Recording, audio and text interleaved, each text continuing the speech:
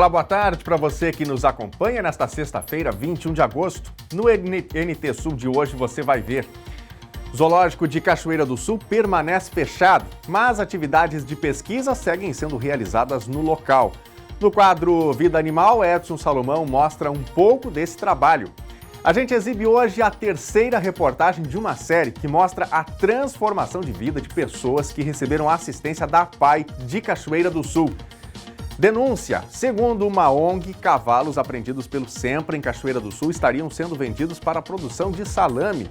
Temperaturas congelantes. Ao menos 8 municípios gaúchos registraram neve na quinta-feira e hoje 18 cidades tiveram temperaturas abaixo de zero. E ainda, o auxílio emergencial vai ter novas parcelas? Quem ainda não recebeu tem chance de receber?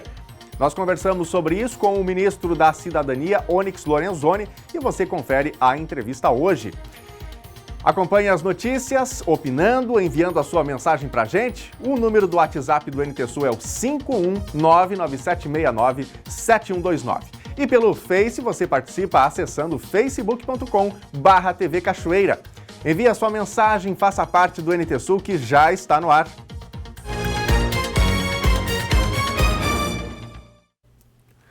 A Secretaria da Saúde de Cachoeira do Sul registrou ontem 16 novos casos de coronavírus na cidade.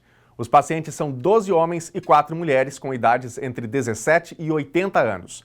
Das 4 mulheres, 2 já são consideradas recuperadas do coronavírus. Ainda ontem foram notificados 40 novos casos suspeitos e 37 foram descartados. Entre os casos descartados está o do paciente de 30 anos que foi a óbito recentemente. A quinta-feira teve um total de 6 pacientes recuperados. Falando em dados gerais, Cachoeira do Sul tem agora 353 casos confirmados e os suspeitos são 82. 1.136 casos suspeitos já foram descartados e 222 pacientes estão recuperados.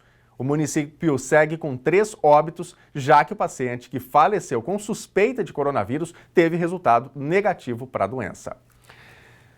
A Secretaria de Administração Penitenciária decidiu ontem prorrogar por mais 15 dias o período de suspensão de visitas presenciais nas penitenciárias do estado do Rio Grande do Sul. O novo prazo termina no dia 3 de setembro, podendo ser prorrogado mais uma vez, dependendo da evolução da pandemia no estado. As visitas presenciais no sistema prisional gaúcho foram suspensas em 23 de março como forma de prevenção à disseminação do coronavírus. Em 8 de abril foi instituída a modalidade de televisita, como forma de minimizar o distanciamento ocasionado pela suspensão das visitas presenciais. O sistema já funciona em 2/3 das casas prisionais do Rio Grande do Sul. O cadastramento de novos visitantes está autorizado desde 6 de julho, contanto que as pessoas presas já tenham passado pela respectiva quarentena. E a gente fala agora de eleições. O Tribunal Superior Eleitoral rejeitou a possibilidade de criar punição para candidatos por abuso de poder religioso nas eleições municipais deste ano. A maioria dos ministros do tribunal divergiu do entendimento do relator Edson Fachin, que defendeu a tese para punição. Por 6-1, o plenário do Tribunal Superior Eleitoral decidiu rejeitar a tese defendida pelo ministro Edson Fachin para que o abuso de poder religioso nas eleições passasse a ser entendido como uma das hipóteses que poderiam levar à perda do mandato. Os demais ministros do TSE não concordaram com a proposta de Fachin. Votaram contra a tese os ministros Alexandre de Moraes, Tarcísio Vieira de Carvalho Neto, Og Fernandes, Luiz Felipe Salomão, Sérgio Banhos e Luiz Roberto Barroso. A decisão proferida já tem validade para o pleito deste ano. A tese foi proposta pelo ministro Luiz Fachin ao relatar recurso da vereadora de Lusiânia, Valdirene Tavares dos Santos, contra a cassação de mandato por suposto abuso de poder religioso nas eleições de 2016. A maioria dos ministros acompanhou o voto de Alexandre de Moraes, que, além de considerar que não havia provas suficientes para cassar o mandato da vereadora, entendeu que não é possível criar uma espécie de abuso cujo caso específico não está previsto em lei. O TSE acolheu por unanimidade o recurso da vereadora, que teve o mandato cassado pelo Tribunal Regional Eleitoral de Goiás. O plenário do TSE considerou que o Ministério Público Eleitoral, autor da ação contra Valdirene, não apresentou provas robustas no caso para levar à cassação. O julgamento do tema começou no dia 25 de junho. Pastora da Assembleia de Deus, Valdirene Tavares dos Santos, do Republicanos, foi acusada de usar sua autoridade e posição na estrutura religiosa para promover a candidatura de vereadora. O Ministério Público Eleitoral acusou Valdirene de pedir votos durante um evento na Catedral da Assembleia de Deus em Lusiânia.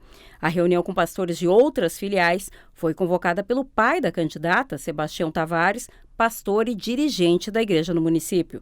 O resultado do julgamento, no entanto, não significa que os líderes religiosos terão imunidade ao pedir votos. Decisões anteriores do TSE citadas no julgamento estabelecem punições quando cultos religiosos são utilizados como forma de propaganda eleitoral fora dos limites estabelecidos pela legislação. Você sabe quais são os trabalhos feitos no zoológico, especialmente nesse período de pandemia em que ele está fechado?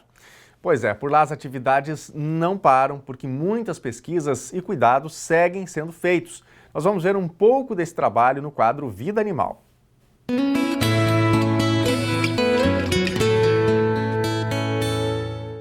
Mesmo com o zoológico fechado, o trabalho continua. Os cuidados com os animais também, cada vez mais, inclusive devido à temperatura, né? Requer uma grande dedicação. Nós passamos o dia numa atividade que faz parte do papel do zoológico, que é a pesquisa científica. E nós recebemos para coletar sangue, coletar suave da faringe, dos primatas não humanos aqui do zoológico, que foram em torno de 6 macacos pregos, um macaco rhesus e também bugios, em torno de uns 8 bugios, que nós fizemos uma anestesia, né, inalatória, para logo depois ele se recuperasse e para evitar o estresse. Esse trabalho poderia ser feito tranquilamente sem anestesia, mas visando não estressar tantos animais, nós optamos por anestesiar e fazer essa coleta que vai servir para a pesquisa. Então nós temos, participando dessa pesquisa, o professor Rafael, que é da Universidade Federal de Santa Maria, que vai se apresentar aí para os telespectadores. Então, meu nome é Rafael Figueira, eu sou professor do Departamento de Patologia da Universidade Federal de Santa Maria e vim aqui hoje no zoológico para a gente fazer um trabalho que visa principalmente o diagnóstico de algumas doenças que são muito importantes do ponto de vista, inclusive, zoonótico.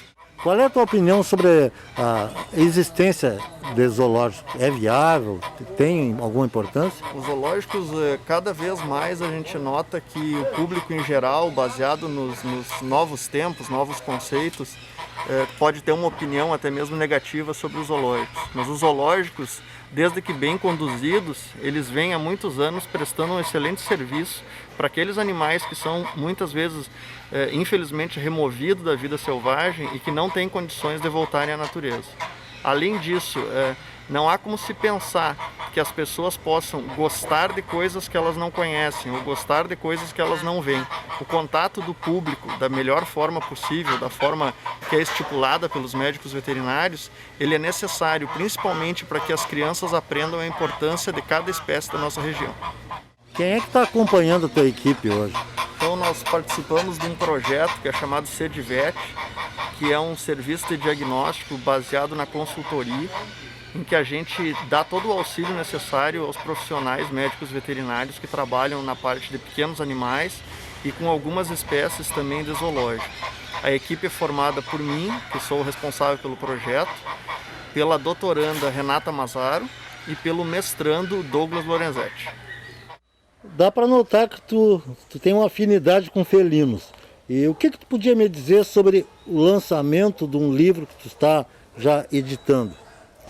Nos últimos 20 anos a gente tem se dedicado fortemente a estudar tanto o comportamento como as principais doenças que acontecem nos gatos domésticos e nas espécies selvagens que nós temos aqui no Rio Grande do Sul. Então a gente tem trabalhado fortemente nesse período para conseguir entender melhor tudo que se refere à normalidade e também às alterações patológicas dessas espécies. E isso gerou uma quantidade de material muito grande que a gente hoje vem, na forma desse livro, a disponibilizar para todos os alunos de medicina veterinária e profissionais que trabalham na área, como um atlas de patologia felina que vai contar com cerca de 3.000 fotografias. Para finalizar, então eu quero agradecer, em nome de toda a equipe do zoológico, em nome do diretor, do Alisson, dos funcionários, essa presença desses pesquisadores que vieram aqui nos prestigiar, que eu considero um prestígio ser visitado por uma equipe que está se dedicando a descobrir doenças nos animais para que eles tenham uma vida mais saudável no zoológico e também evitar que eles possam transmitir alguma doença para os funcionários, né? Então isso é muito importante, essa pesquisa, e essa equipe do Dr. Rafael tem larga experiência com animais silvestres. Então eles trabalham, fazem necrópsia lá no departamento de patologia, lá na Universidade Federal de Santa Maria, com vários animais, onça, leões, tigres, que às vezes vêm a óbito, então eles têm que identificar qual é a causa, o que foi a enfermidade que ocasionou o óbito. Então a todos um grande abraço, e Cachoeira do Sul e o Zoológico de Cachoeira está sempre à disposição quando for para fins científicos. Um grande abraço a todos e até a próxima.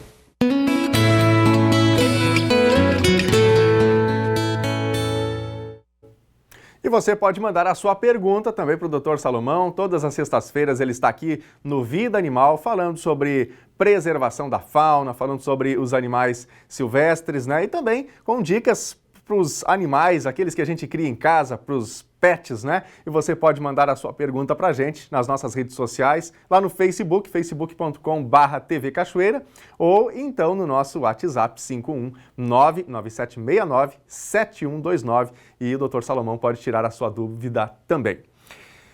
A tradicional Semana da Pessoa com Deficiência inicia hoje em Cachoeira do Sul, no novo formato, em função da pandemia do coronavírus. A abertura é às 7h com o promotor de justiça Gabriel Fontana. Dar visibilidade aos conceitos de acessibilidade e inclusão, promover a consciência da comunidade sobre a pessoa com deficiência, seus direitos, necessidades e potencialidades. Esses são os objetivos dos conselhos das pessoas com deficiência em todo o país, ao promoverem uma Semana da Pessoa com Deficiência. A data, oficial nos calendários do Brasil, ocorre de 21 a 28 de agosto e é marcada por painéis, encontros e atividades trazendo a pauta para discussão em todos os setores da sociedade. Neste ano, em Cachoeira do Sul, as atividades ocorrerão online, atendendo às normas de vigilância sanitária para evitar aglomerações em função da Covid-19. Um dos palestrantes da noite de abertura é o promotor de justiça, Gabriel Fontana, de 36 anos. Atualmente, ele reside em Porto Alegre e atua na Promotoria Criminal em Canoas, mas já trabalhou em Cachoeira do Sul, também na Promotoria Criminal. Para mim é uma honra estar retornando, ainda que virtualmente, à cidade de Cachoeira do Sul, agora na condição de painelista da Semana da Pessoa com Deficiência da cidade, uma semana bastante tradicional, de uma cidade que me recebeu tão bem nos anos que vivi aí.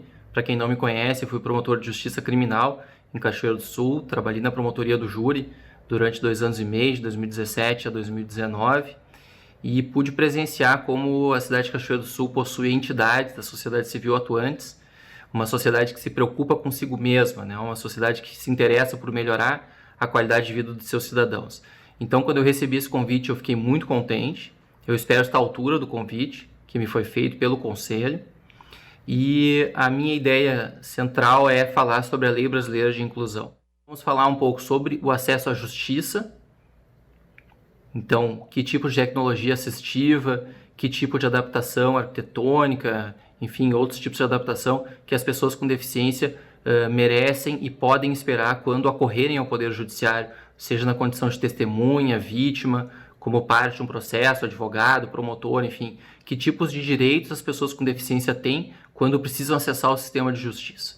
Nós vamos falar um pouquinho sobre isso, vamos falar mais sobre a minha área de atuação específica, que é a área criminal. Então eu vou tratar dos crimes previstos na Lei Brasileira de Inclusão contra as pessoas com deficiência, tentando trazer um pouco mais de luz sobre esses tipos penais.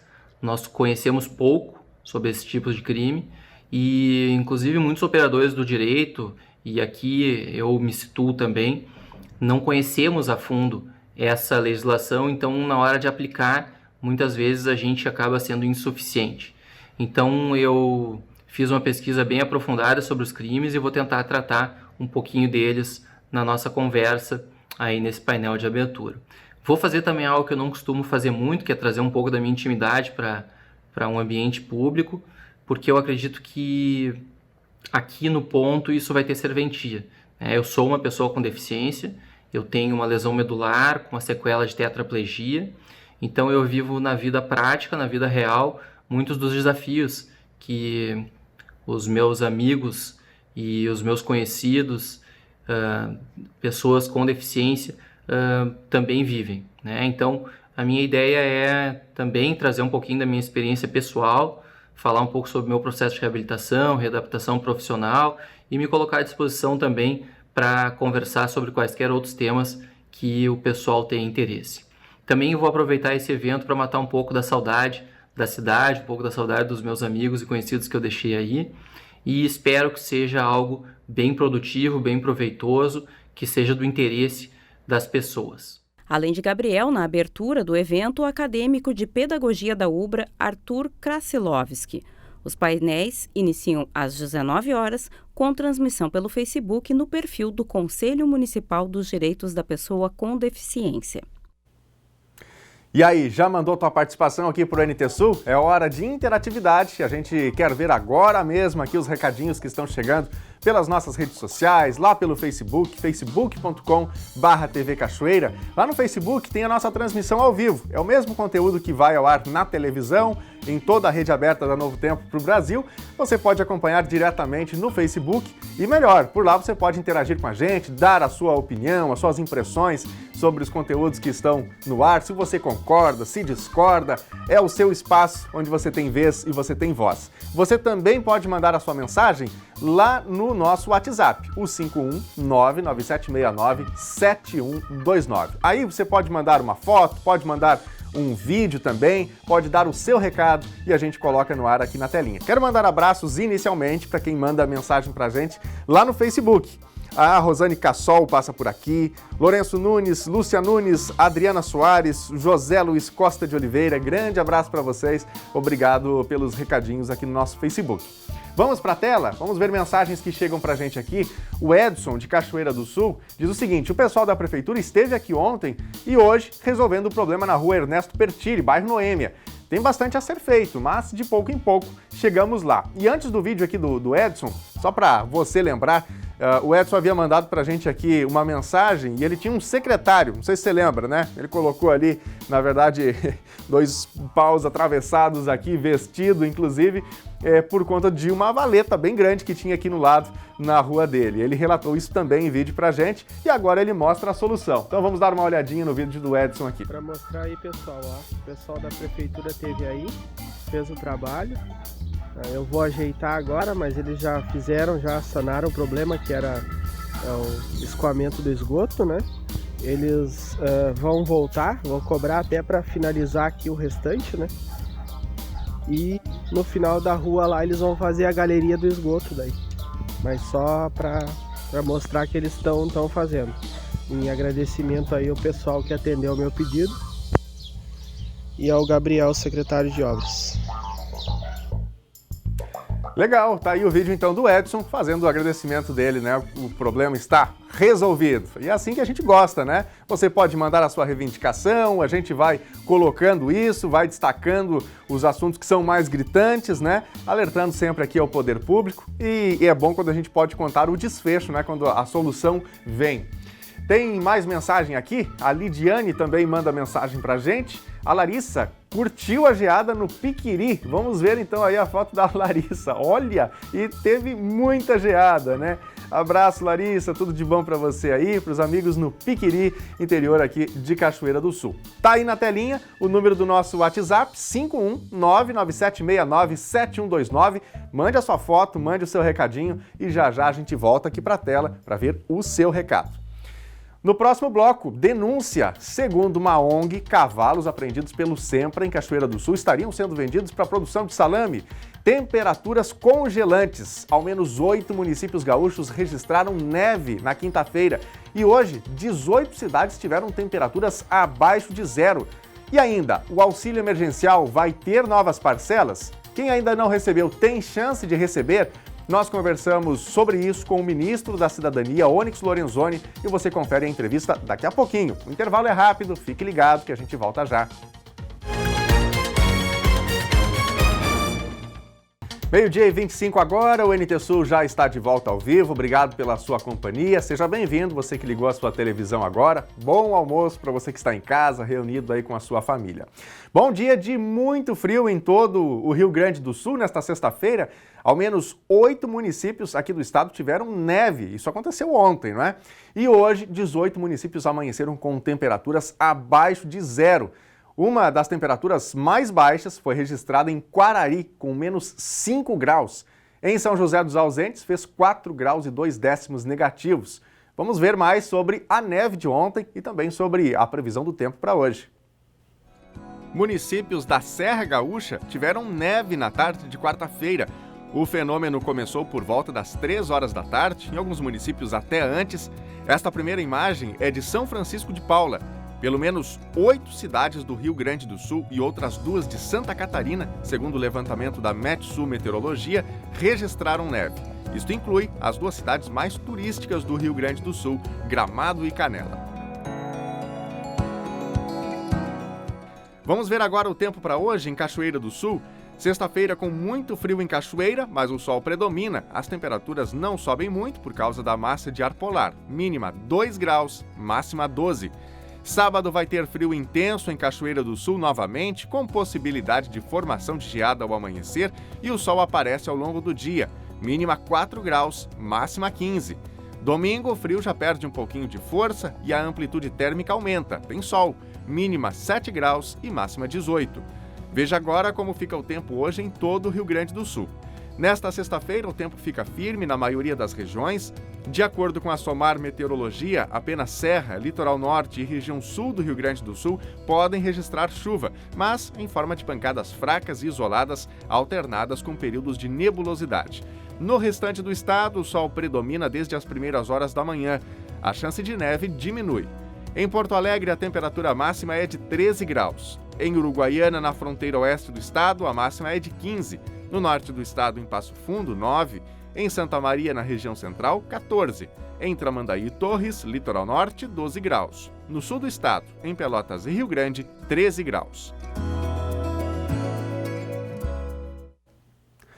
Cavalos apreendidos pelo Centro Municipal de Proteção Animal de Cachoeira do Sul estariam sendo vendidos para a produção de salame. A denúncia é da ONG SOS Animal, aqui do município de Cachoeira.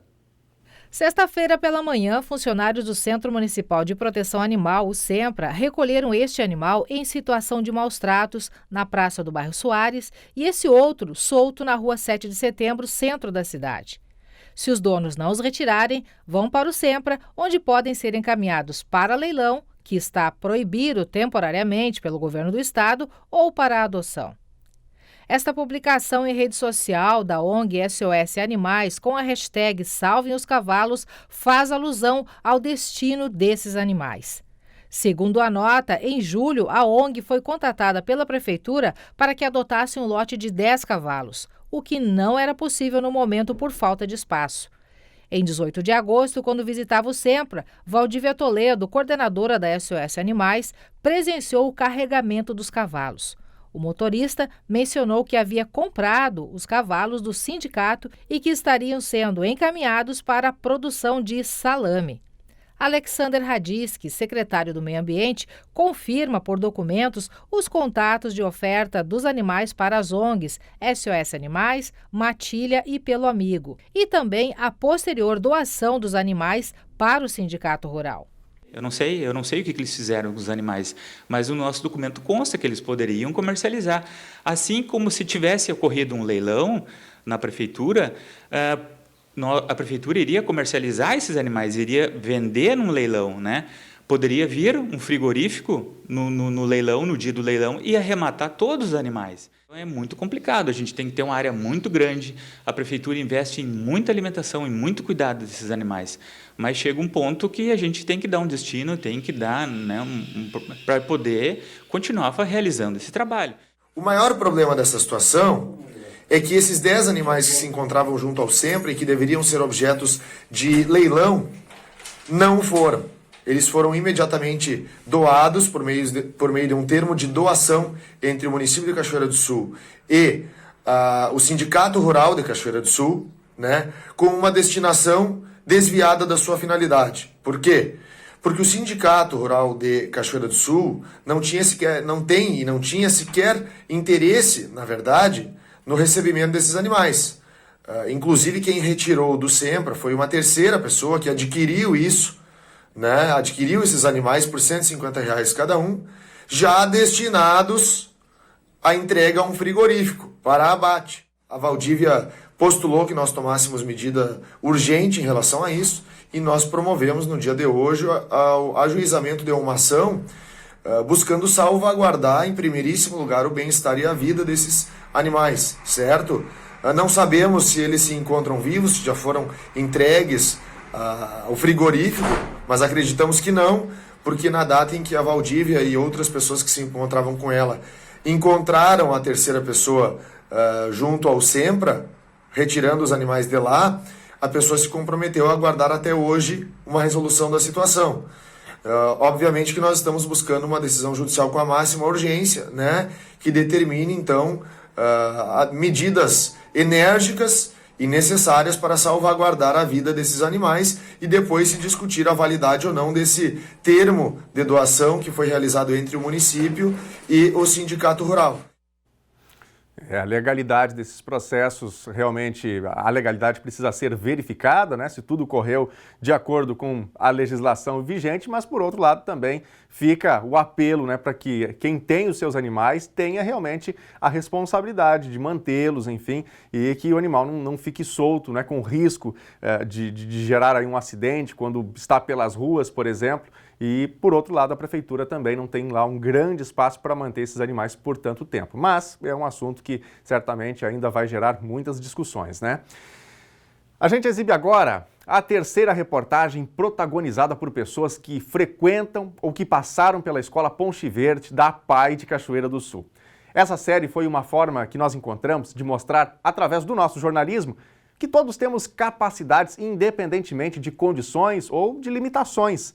Estamos na Semana Nacional da Pessoa com Deficiência Intelectual e Múltipla, que trabalha o tema Protagonismo Empodera e concretiza a inclusão social. Hoje nós vamos conhecer a história do Matheus. Essa é a história do Matheus, de 33 anos, e da mãe do coração, Helena. Hoje eles estão felizes, mas não foi sempre assim. Desde o segundo mês de vida, o Matheus é da Helena. Após perder uma filha, não conseguir engravidar e adotar o pequeno, a vida dos dois se entrelaçou incondicionalmente.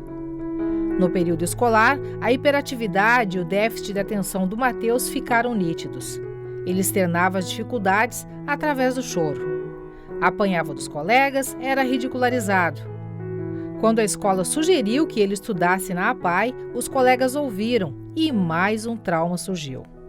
Na escola, quando falaram que tinha uns meninos de castigo lá e ficaram sabendo e espalharam para a escola inteira que o Matheus é louco, o Matheus vai para a APAE, daí, claro, não quis ir, né? O dia a dia do Matheus era sofrido. Para a mãe, não era diferente. Foi um sofrimento muito grande. Assim, eu sabia que ele apanhava lá e tudo, sabe? Hoje em dia a gente fala, sofria muito bullying, assim, né, muito... me batia, empurrava, às vezes claro que às vezes eu tinha culpa, às vezes que eu fazia por merecer, né? Mas na escola eu sempre fui meio desatento, assim, nunca fui o melhor aluno da sala, assim, eu era meio imperativo também quando eu era pequeno, e eu acho que isso me atrapalhou um pouquinho, né? Sofria calado, porque eu tinha vergonha. Quando ele estava no 5º ano, para socorrer o filho, depois de 40 anos, a Helena decidiu voltar a estudar. E assim foram colegas até o 8º ano. Foi maravilhoso. Nós fazíamos lição junto e tudo, foi maravilhoso. E na sala de aula para ti tinha diferença com os outros ou era tranquilo? Não, tranquilo. Às vezes ele começava meio a fazer um algazarra, Para aí, rapaz. Aí ele sempre foi um guri muito obediente. Às vezes dá uns puxãozinhos de orelha, mas eu agradeço a ela porque senão não ia ter conseguido, né? Não ia ter, eu ia desistir no meio do caminho. Isso. Chegou lá juntinho com ela? Cheguei lá juntinho com ela, graças a Deus. De mãos dadas? De mãos dadas. Coisa boa.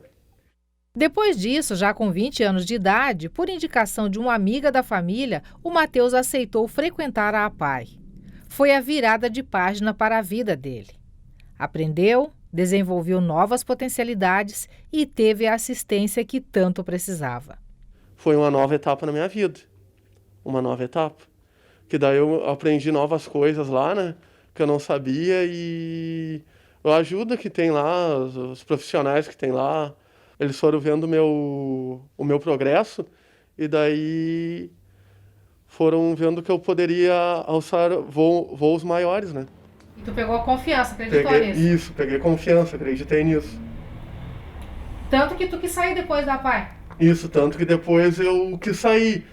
Depois disso, o resumo da história é que, há 8 anos, o Matheus começou a trabalhar em um supermercado como auxiliar de caixa, está feliz e, ao lado da mãe do coração e da vida, é só motivo de orgulho. Eu sempre digo assim, eu acho que se ele fosse filho da barriga, talvez não fosse tanto amor, porque eu tenho muito amor por ele e ele por mim.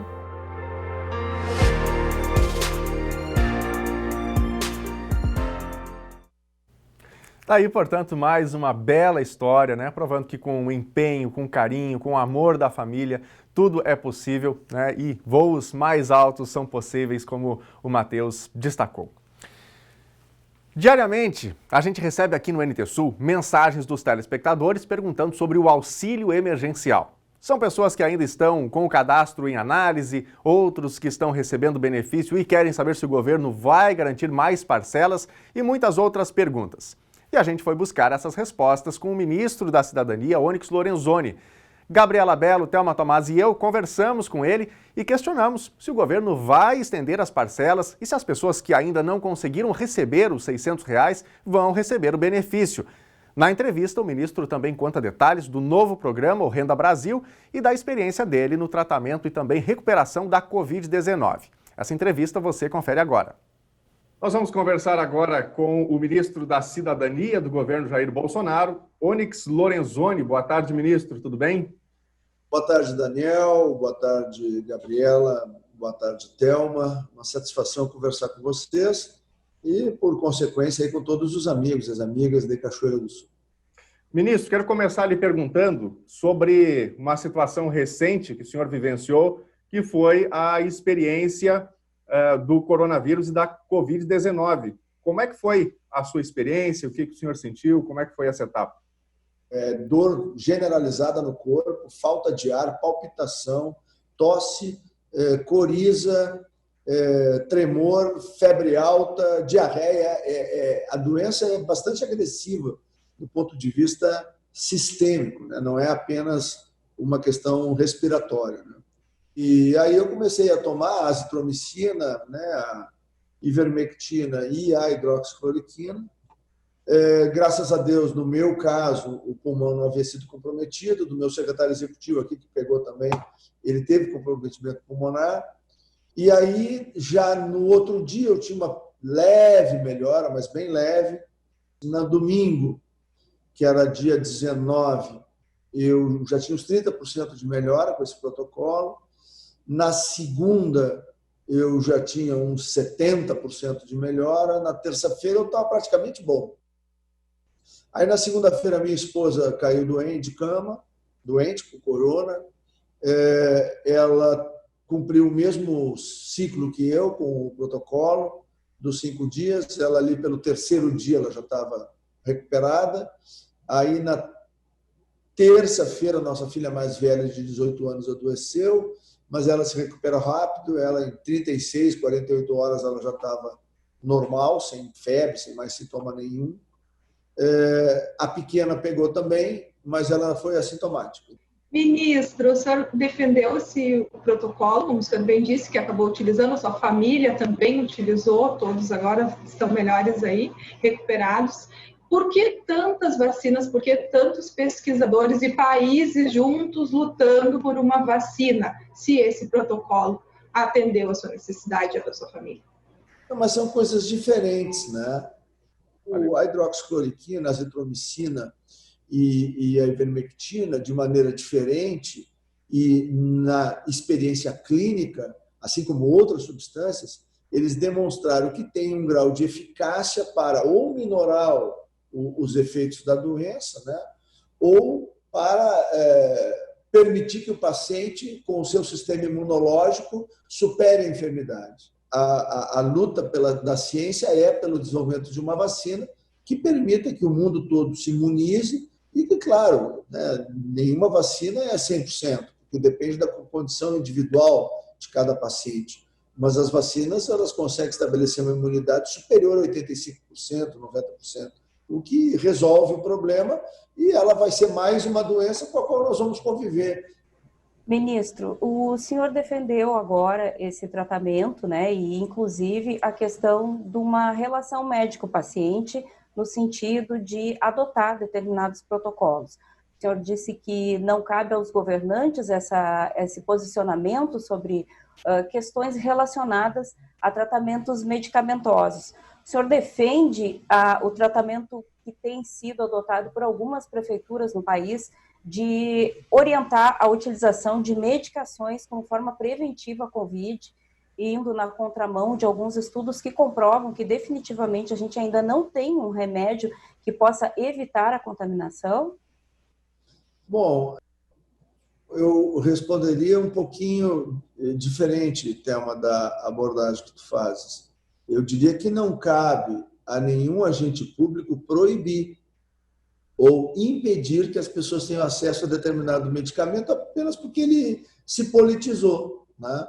Se o presidente Bolsonaro não tivesse falado nada, né, da hidroxicloroquina, muito provavelmente toda essa polêmica não teria ocasionado no Brasil. O que ele estava tentando é trazer uma alternativa. O que a gente está falando é que tem que ficar sob critério do médico se vai usar, não vai usar, combinado com o seu paciente. Eu tenho conhecimento técnico para poder avaliar o que aconteceu comigo e com a minha família. E eu acho importante, primeiro, porque alerta aos médicos, cada vez mais os médicos entendem que esse é um protocolo que ajuda, né, que muitas vezes não deixa gravar casos. Então, a pergunta é, por que em muitos lugares do Brasil, por ação de gestores municipais, o produto sequer existe disponível na cidade? Eu acho que isso é um absurdo. Perfeito. Ministro, indo para o próximo tópico aqui, que passa diretamente pela sua pasta, auxílio emergencial, né?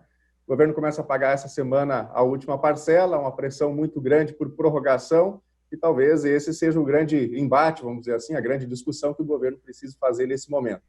O que tem de definição até esse momento? O governo realmente tem como prorrogar parcelas do auxílio emergencial? A parcela vai ser reduzida do ponto de vista de valor? O que se tem até o momento? Duas questões que precisam ser compreendidas, né? A primeira delas, quando nasce o auxílio emergencial, ele nasce de um entendimento entre o Poder Executivo e o Poder Legislativo, e ele tem como base a experiência vivenciada das epidemias víricas no século XX, no século passado. Todas elas, do ingresso em uma região, uma cidade, um país, um estado, em média, entre a dispersão inicial do vírus, a subida da curva de infecção, a chegada no tal do pico, a descida até a curva de convivência, em média, foi de 12 a 14 semanas. Esse é o histórico que a humanidade tinha, né? No Brasil, quando o parlamento aprova, e foi no final de março, em algumas regiões do Brasil, mais particularmente no Sudeste, nós já tínhamos uma evolução aí de 4 semanas, mais ou menos. Então, bom, mais 12, né? Teoricamente dá 16, a cobertura é suficiente. Mas o Brasil é muito grande, a dispersão do vírus foi muito irregular. Começou lá São Paulo, Rio, em virtude dos voos de conexão com a Ásia, né, e com a Europa, passando pela Europa. Desceu para a gente aqui, aí no sul. Aí foi lá para Manaus, exatamente por causa da Zona Franca e do volume de chineses que tem investimentos lá. Depois foi para Fortaleza também, por causa dos voos de conexão com a Europa. e hoje ela está migrando para o Centro-Oeste. Né? E chegamos a 67 milhões de gaúchos e brasileiros, né, que estão recebendo, impactando em torno de 136, 137 milhões de pessoas, mais da metade, né, da população brasileira. Para a gente poder ter uma ideia de tamanho, né, é uma Argentina e meia ou mais do que uma Itália inteirinha. Quando foi criado o auxílio, não se tinha ideia que tantas pessoas iriam solicitá-lo.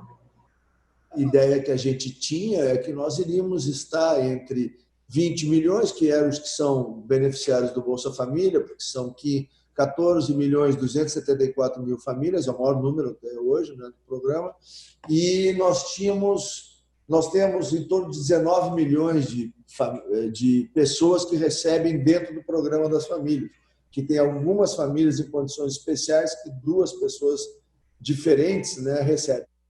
Nós processamos 148 milhões de CPFs. Esse processamento foi feito por pessoas ou foi feito de uma maneira automatizada? Imagino que essa seja uma curiosidade de muitas pessoas. O processamento foi todo feito pela Dataprev, nas bases de dados que a gente tem. Para que você tenha uma ideia, um lote de 10 milhões de pessoas que desejavam ou se consideravam elegíveis, que se inscreveram no programa, pode ter 30 bilhões de combinações possíveis. Ministro, só para a gente complementar esse assunto, sobre uma eventual prorrogação ainda do auxílio emergencial, o senhor acha que isso é viável? Não. Na minha opinião e na discussão que nós fazemos aqui dentro do Ministério da Cidadania, com o Ministério da Economia, a gente trabalha com o novo programa que é uma política social nova, que é o Renda Brasil. E o Renda Brasil pode ser essa transição entre o auxílio emergencial e a retomada plena, né? Estrategicamente, é o momento de cancelar, mesmo sabendo que, alcançados esses números de pessoas necessitadas, ainda existe outros milhões de pessoas que sequer conseguiram acessar o aplicativo, avançar na qualificação para receber esse dinheiro e ainda nem receberam quando o governo já pensa em encerrar o auxílio emergencial? Nós estamos montando no Renda Brasil um programa que vai estimular a empregabilidade das pessoas, que vai fazer com que as pessoas possam ter uma carteira assinada sem medo de perder o programa. O que nós queremos? Nós queremos dar a garantia de que ele vá para o emprego. Nós vamos usar, por exemplo, a carteira verde e amarela, que reduz o custo tributário para o empregador. Nós vamos usar inteligência artificial para conectar. Hoje nós estamos com uma base de dados aqui de 67 milhões de pessoas. Ministro, ou seja, aí com isso a pessoa ela deixa de receber do governo, mas aí ela passa a pagar, ser um contribuinte pagando impostos para o governo, através do programa chamado Renda Brasil. Teoricamente, vai estar naquela faixa de isenção, né, da Receita Federal. Então, lá, imposto, não, ela vai pagar imposto indireto, que aí são esses que todo cidadão e toda cidadã paga, né? Que é na compra de alimentos, né? Mas o importante na nossa concepção é que o programa emancipe famílias, que o programa permita mais prosperidade para as famílias. Não foi traumática essa experiência do auxílio emergencial, com milhões de demandas de pessoas que não conseguiram acessar o programa, pessoas que não conseguiram se cadastrar? Desculpe, está completamente equivocado, me perdoa.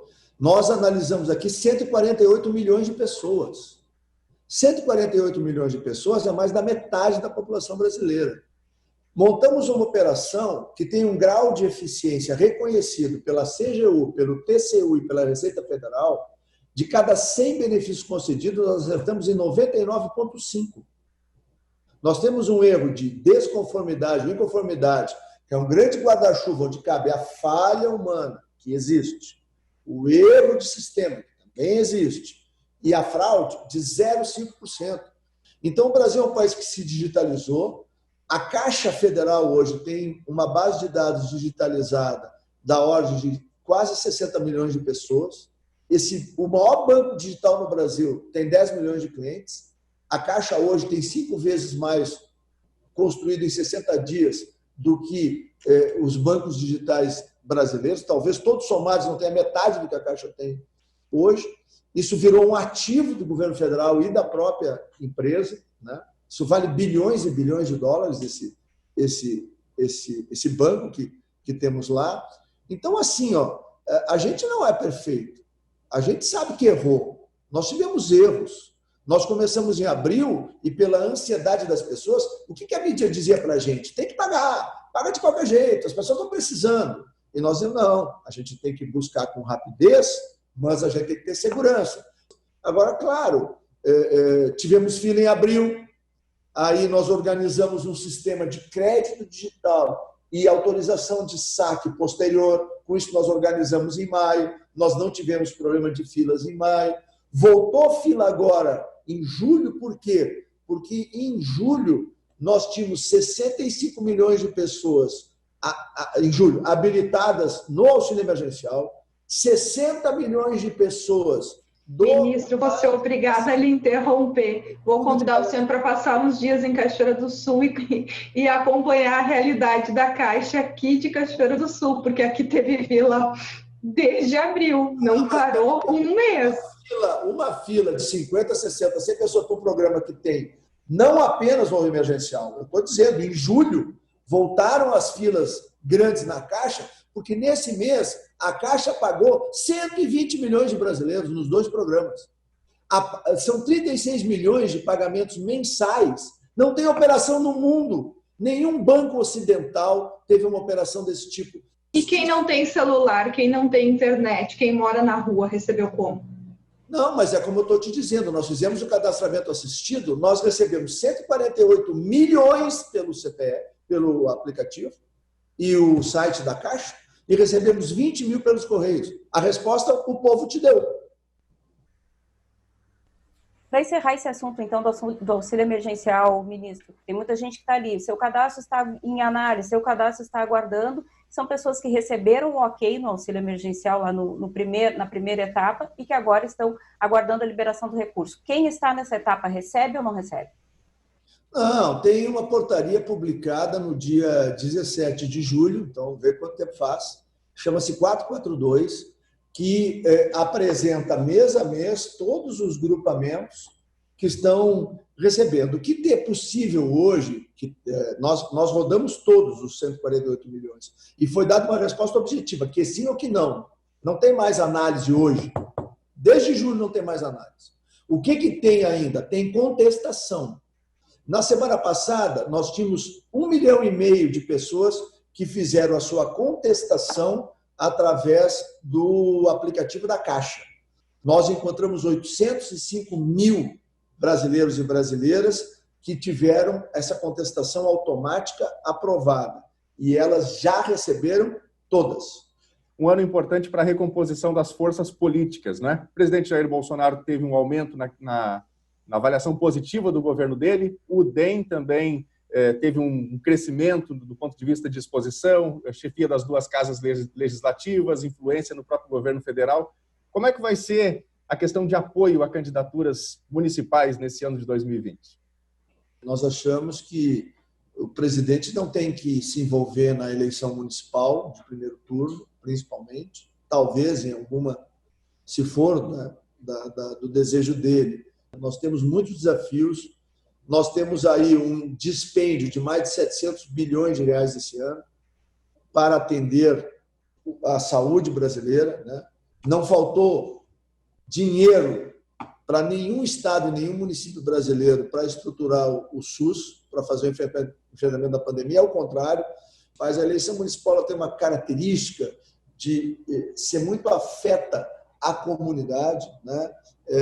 E, na nossa visão, o presidente do Brasil tem que se focar nesse momento e enfrentar esse processo que nós temos que ter de saída dessa pandemia, fazer o Brasil voltar a crescer, gerar emprego, recuperar a condição que nós vimos tendo, né, o excelente dezembro, excelente janeiro que o Brasil teve, né, no final de 2019 e no início de 2020.